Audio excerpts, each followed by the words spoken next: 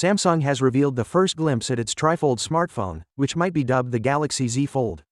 The device resembles a Z Fold and a half, with 3 unique panels, the leftmost one housing the triple camera arrangement, the center panel holding the cover display, and the rightmost one blank.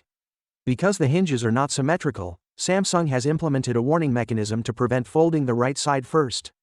The unfolding animation also provides us a glimpse of the side frame, which has the volume rocker and power button with fingerprint reader, exactly like the Z Fold. The inner display contains a punch-hole camera, similar to the Fold 7, however it is not the under-display camera. Some say that Samsung should remove the inner camera totally because one is already on the cover screen. However, the inner camera still has a purpose, such as during video conversations in flex mode. Samsung's $5,000 promotion is almost over, and you may win an extra $50 if you purchase the new foldables or watches.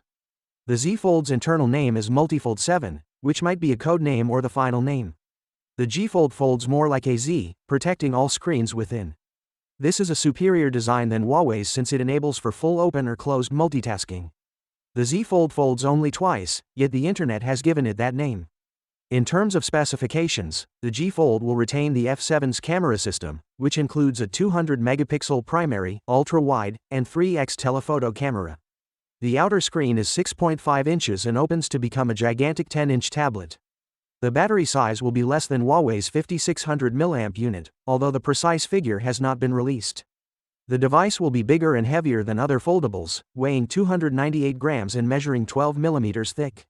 Because this is a first-generation device with restricted markets, it is projected to cost roughly $2,500.